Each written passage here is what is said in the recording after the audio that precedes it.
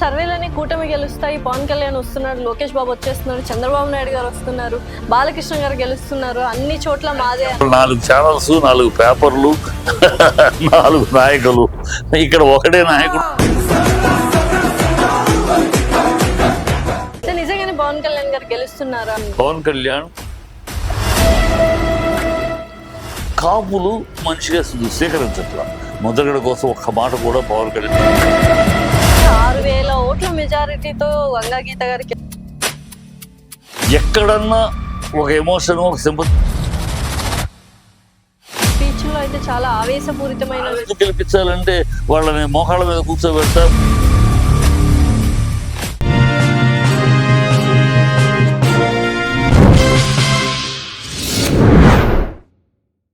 Hi, hello, నమస్తే, welcome to our channel. ప్రస్తుతం మనతో పాటు ఉన్నారు ప్రముఖ రాజకీయ నాయకుడు, అలాగే ప్రముఖ దర్శకుడు అండ్ నిర్మాత త్రిపురనేని చిట్టిబాబు గారు. నమస్కారం అండి. నమస్తే. ఎలా ఉన్నారు?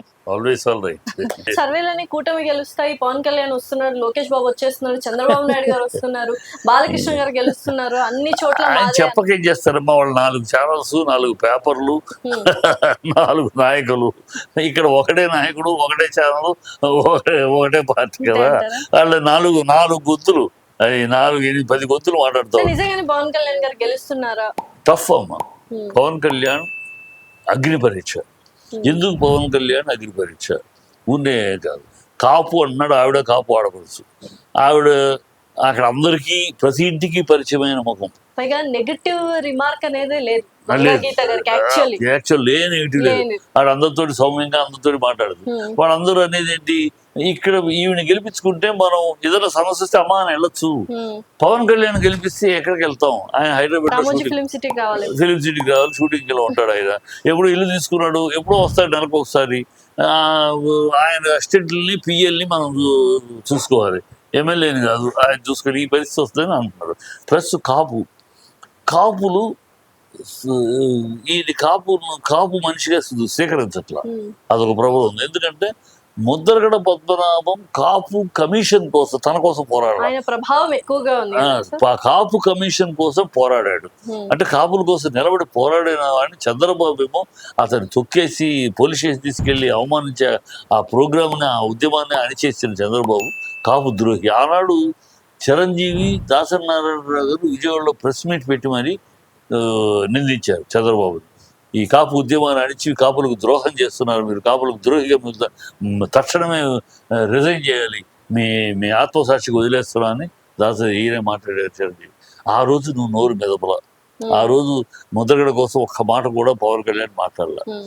ఈ కాపులు దేవుడుగా భావించే వంగవీటి రంగాని వ్యూహం పన్నింది, ఆయన హత్యకి వ్యూహం పన్నింది చంద్రబాబు అనేది ప్రపంచం అంతా తెలుసు. అలాంటి వాడు, అలా కాపులకు ద్రోహం చేసిన వాడు, కాపులకి ఏనాడు ఒక మంచి చేయని వాడు, వాడి చేతుల్లో వాడి దగ్గర వెళ్ళి ఇలా కూర్చుంటావు.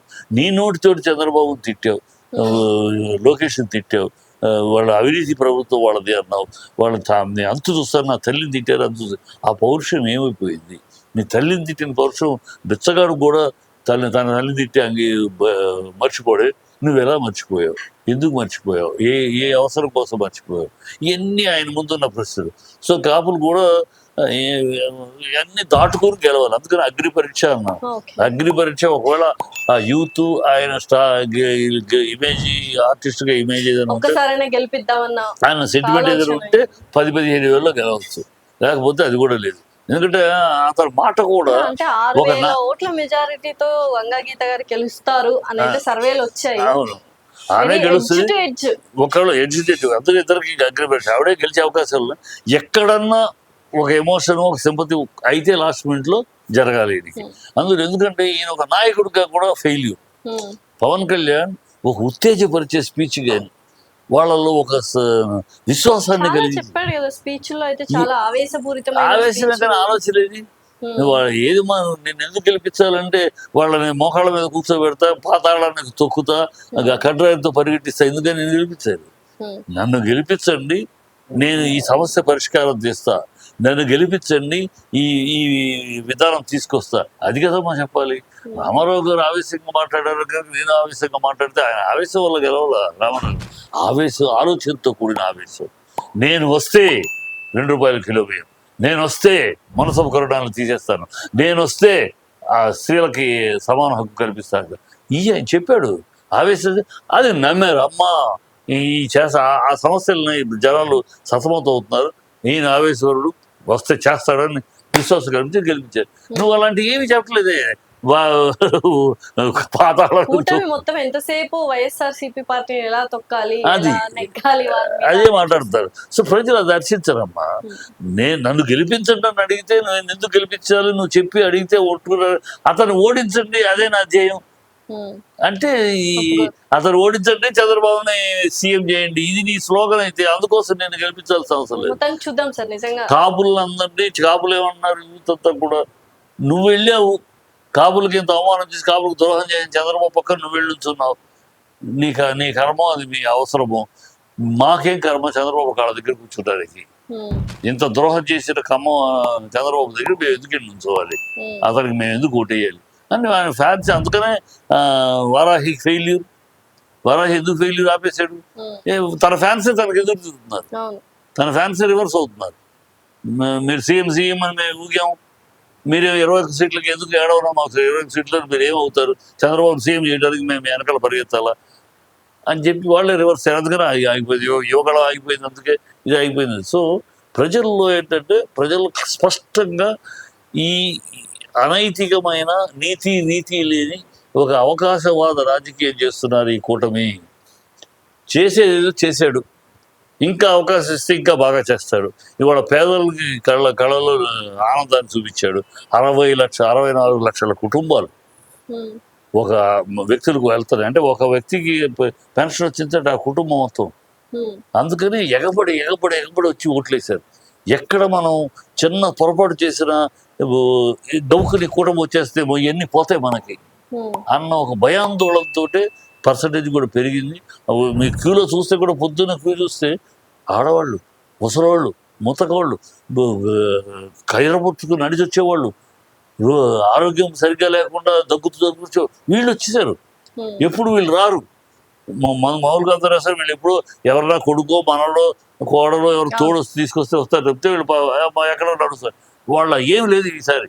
7 గంటలకే పల్లెటూరులో వెళ్తే ఎక్కడ చూసినా ముందు లైన్లో వాళ్ళు కనపడ్డారు. ఉమ్, అంటే వాళ్ళకి భయాందోళన, మనకి ఒక్క ఓటు బీరిపోకూడదు, ఉమ్, మనం ఏ తప్పు చేసినా ఏ పొరపాటు చేసినా మళ్ళీ కూటమి వచ్చేస్తుంది, మనకి పథకాలు ఇవి ఉండవు, మార్చేసి వాళ్ళు తినదు.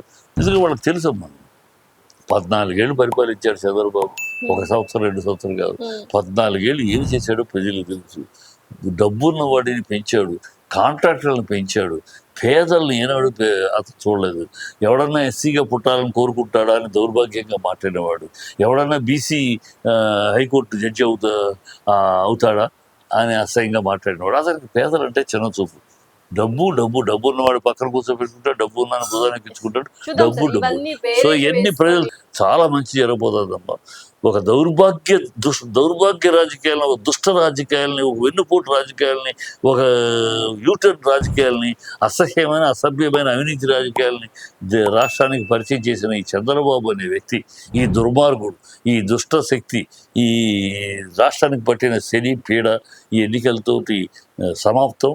ఆ నారా తెలుగుదేశం అనేది సమాప్తం. దానికి స్వస్తి ప్రజలు పలకబోతున్నారు. ఇక మళ్ళీ అది నందమూరి తెలుగుదేశంగా రూపాంతరం చెందేదాకా తెలుగుదేశానికి లైఫ్ లేదు. తెలుగుదేశం చావదు, నారా తెలుగుదేశం చచ్చిపోతుంది. నందమూరి తెలుగుదేశంగా రూపాంతరం చెందినాక ఒక దశాబ్దం తర్వాత మళ్ళీ దానికి పుట్టుకొస్తుంది. ఈ లోపల లేదు. Thank you sir.